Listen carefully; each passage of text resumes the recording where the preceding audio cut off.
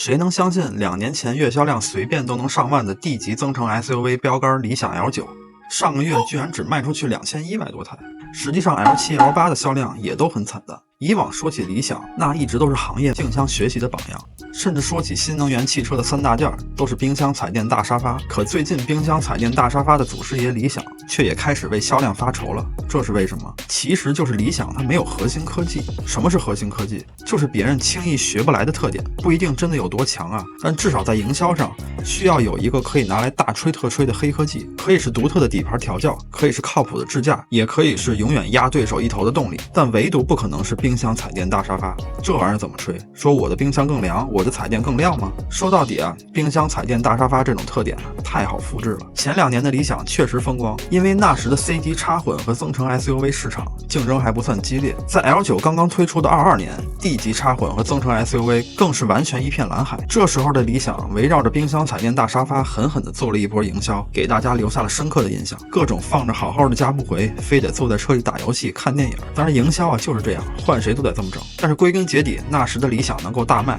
主要还是因为在大批纯电竞品中，理想几乎是唯一坚持增程方案的贵车，所以才能轻易收获一批对纯电不信任的中高端消费者。冰箱、彩电、大沙发只不过是顺带着提供的一些好处，好让人们觉得这个钱掏的还算值罢了。可几年过去，如今的 C 级和 D 级的插混和增程 SUV 市场已经完全成为了一片混战的红海。在高价格区间，同样玩增程的问界 M7、M8、M9 靠着智驾这个核心科技，形成了对理想的全面围剿。腾势 N9 和 N8L 还有方程豹泰7也有 E3方和云辇做招牌。腾势的销量虽说差点意思，但每月也能从理想那儿抢来几千台的销量。而领克900代表的一众插混车型，如今在纯电续航上也已经与增程车型没什么差别了。这几个月的销量都能稳定在7000多台，也是理想 L8、L9 无法企及的。而这些销量通通都是从理想嘴边抢过来的，所以理想肯定是卖不动啊。更麻烦的是，整个 D 级插混和增程 SUV 的价格也被诸如银河 M9、深蓝 S09 这种中低端车型给打下来了。连一直没有对理想构成直接威胁的半价理想领跑，也要开始用 D19 和理想正面交锋了。想想几年前要买台 D 级 SUV， 不管你愿不愿意，都得花上个30-40万。而如今呢，只要20万的价格就能买到银河 M9 或者深蓝 S09。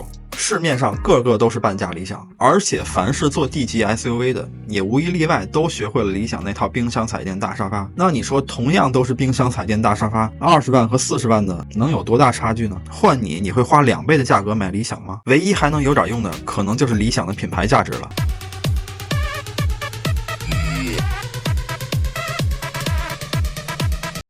然而，如果说要买个牌子装逼的话，自然也就不用买那么高端的车型。这就是为什么理想只有 L6 卖的最好的原因。反正一眼看上去 L9、L8、L7、L6 全都一个样，那我花那么多钱干啥呢？总之说到底，就是现在的理想非常需要找到自己的一项核心科技，就算是噱头科技也好，否则再过几年，理想这个品牌怕是也要泯然众人矣。